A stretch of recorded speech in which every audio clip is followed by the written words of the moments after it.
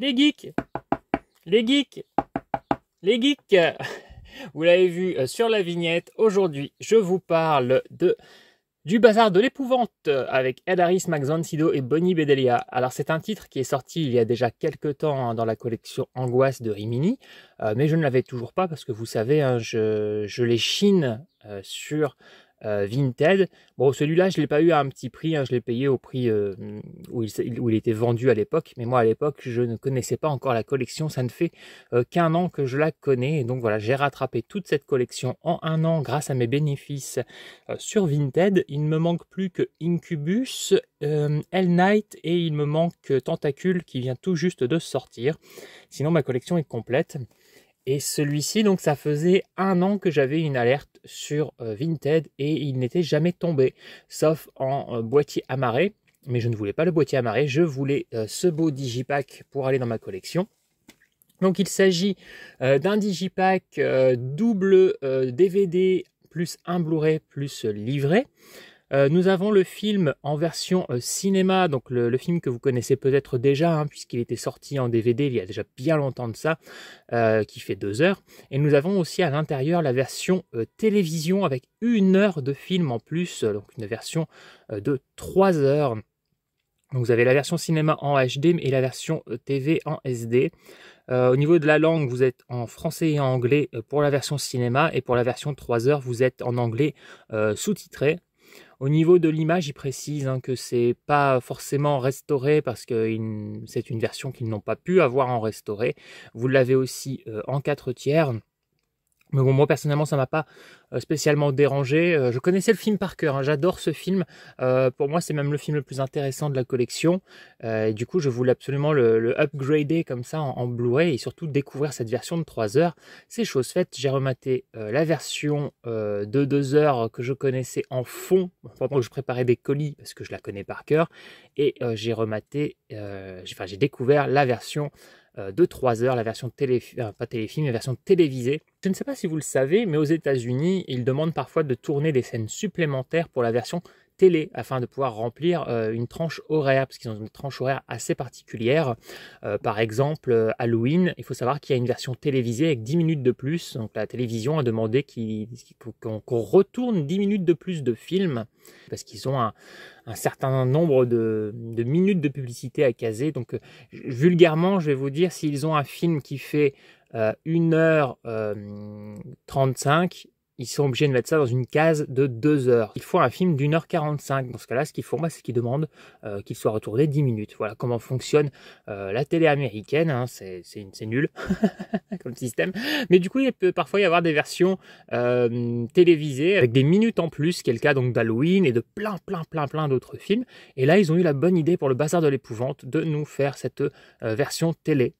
Au niveau des bonus, nous sommes, alors c'est marqué commentaire audio et le livret. J'ai vu qu'il y avait aussi 2 films annonces, je crois. Je les ai pas regardés, mais j'ai vu dans le menu, il y avait la bande-annonce et le film promotionnel, je crois. Donc on a quand même 2 petites bandes-annonces, 2 petits teasers en plus qui ne sont pas indiqués. Je vais vous montrer donc à quoi ressemble le digipack. Comme d'habitude, le titre ici. Une seconde affiche à l'intérieur, donc celle-ci est plutôt connue si vous connaissez le film. On l'a déjà vu pas mal de fois, cette affiche. C'est Needful Things, donc c'est le nom de la boutique à l'intérieur du film. En France, ils ont traduit par le bazar de l'épouvante, ce qui n'est pas un mauvais titre, parce que sinon, si on avait traduit littéralement, ça aurait dû être les choses nécessaires, les choses dont vous avez besoin. Donc, en tout cas, c'est comme ça que c'est traduit dans les sous-titres. Le livret, ici, donc pareil comme d'habitude, toujours une petite image comme ça dans une sorte de trace de sang, là, de griffe, avec des petits carrés avec le visage des acteurs. Voilà comment se présente l'intérieur. Alors ça, j'aimais bien parce que donc le bazar de l'épouvante est sorti il y a pas mal de temps dans cette collection.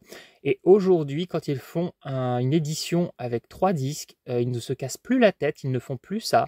Ils font 2 disques et un 3e dans une pauvre petite pochette blanche minable, comme dans Douce Nuit, Sanglante Nuit. Ça, c'est vraiment dommage. On voit le côté, je suis désolé Rimini, mais le côté feignasse de la chose, parce qu'ils avaient édité 3 films, je crois, de cette manière, avec 2 plaquettes, dont une plaquette en plastique double, comme ici.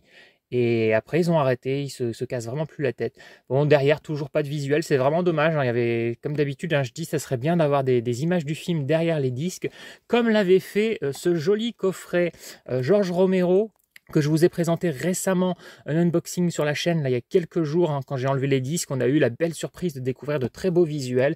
Eh bien, c'est exactement ce qu'il faut faire pour tous les digipacks comme ça. Quand on enlève le disque, il faudrait qu'il y ait des visuels. Il y a vraiment plein d'images en plus à utiliser. Hein. C'est des films de genre. Il y a de quoi mettre des images de gore, des images sexy, puisque bah, ça fait partie hein, du jeu hein, quand on aime les films de genre, hein, le sexe, la mort. Douce nuit, sanglante nuit, par exemple, ça aurait été tellement beau de mettre une image derrière les disques de Linnea Quigley, seins nus empalés par les bois de la tête de cerf. Celui qui n'est pas habitué aux films de genre et qui tombe sur cette vidéo, il doit se dire « Mais ce mec est complètement cinglé, c'est quoi cette idée ?» Vous voyez cette image de Bonnie Bedelia avec ses gants en cuir. Cette image, moi je connais une jaquette où derrière sur le verso, on la voyait comme ça. Et je n'ai jamais compris cette image parce qu'elle n'était pas dans le film. Eh bien non, elle n'est que dans la version de 3 heures. Donc le petit livret, qui me semble un petit peu moins épais que d'habitude. J'ai l'impression. D'habitude, c'est souvent des livrets, il me semble, d'un peu de 24 pages. Et là, j'ai l'impression on est sur 18, 19 pages. J'en ai d'autres à côté de moi, je regarde. Ouais, je vois des 20 pages, des 24 pages. Là, j'ai à côté de moi ma collection Rimini sur une petite étagère. Il est un petit peu, pas de grand chose, il est un tout petit peu plus fin. Donc j'ai regardé la version de 3 heures, c'est une très bonne version. Alors moi qui connais le film par cœur, c'est vrai que des fois ça surprend, mais c'est super agréable de redécouvrir un film qu'on aime beaucoup et qui durait 2 heures et lui découvrir 1 heure supplémentaire. Passé le générique du début, vous avez une scène d'intro qui est complètement différente. On creuse beaucoup plus la psychologie des personnages et notamment pourquoi certains vont basculer du côté obscur, puisque c'est l'histoire d'un brocanteur. Et quand vous entrez dans sa boutique, comme par hasard, vous allez trouver un objet que vous désirez plus que tout et qui vous évoque, qui vous rappelle quelque chose qui vous manque dans votre vie.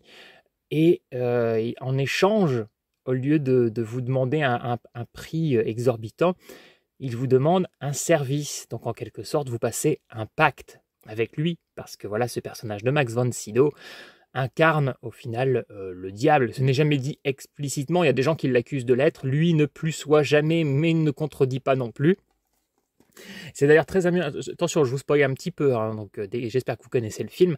À un moment le personnage quelqu'un évoque Jésus devant lui, et il dit « Ah, le charpentier, oui, je l'ai bien connu, un garçon plein d'avenir. » Et en fait, ces 2-3 petites phrases qu'il emploie envers lui pourraient nous faire comprendre que c'est déjà lui, à l'époque, qui est à l'origine de la mort du Christ.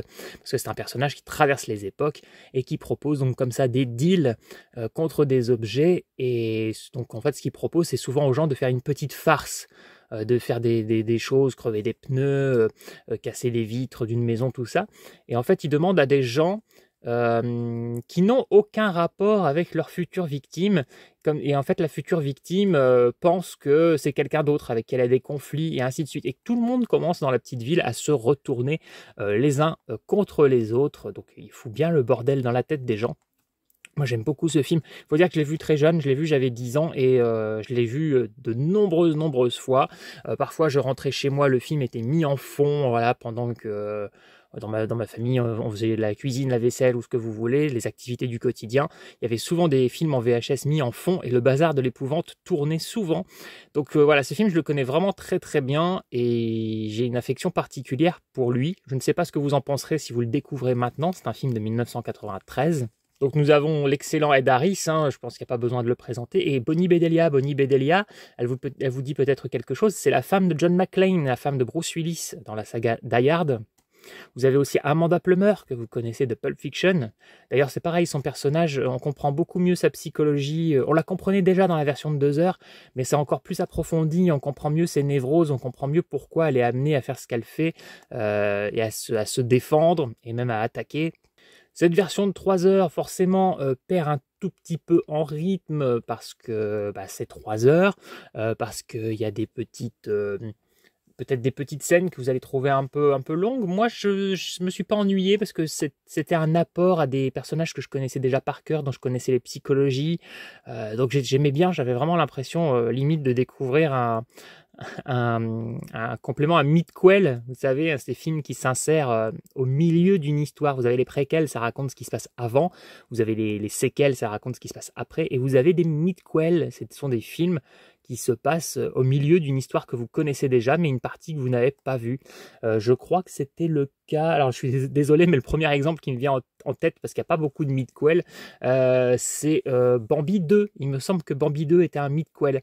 Parce que Bambi, c'est l'histoire du petit faon, puis après on le voit devenir un cerf, et dans Bambi 2, on voit une histoire de Bambi lorsqu'il était encore un faon, avec son père, chose qu'on n'a absolument pas vue dans le premier Bambi. Donc ça s'appelle un midquel. Bon là, c'est pas un midquel, bien sûr, c'est une version longue, mais du coup, moi j'ai eu cet effet de découverte, quoi, parce que on a 1 heure de film en plus, c'est quand même vachement intéressant. Donc voilà, moi le Bazar de l'épouvante, je vais vous le conseiller puisque je vous l'ai dit, c'est mon collection angoisse préférée. Alors il y a beaucoup d'autres films qui sont intéressants, mais moi j'avais un affect particulier pour celui-ci. Donc voilà, il me restera Incubus, Hell Night et Tentacule à rattraper. Je ne pense pas que ces films battront le Bazar de l'épouvante à mes yeux, mais pourquoi pas, on verra bien. Et puis j'ai oublié de vous dire quelque chose de vital, parce qu'en plus ce n'est pas écrit dessus, mais c'est une adaptation de Stephen King, c'est marqué au verso d'ailleurs. Voilà, c'est basé sur le roman Bazar. J'aime aussi beaucoup l'OST, il y a certains titres, certaines musiques, même classiques, qui sont utilisées, que j'ai découvert à l'époque dans ce film. Donc voilà, trêve de bavardage, je vais vous conseiller le Bazar de l'épouvante. Je vous conseille aussi de liker, de commenter, de vous abonner pour aider la chaîne. Et vous conseillez de ne pas louper la prochaine vidéo parce qu'elle va être à lu. Attendez la suite.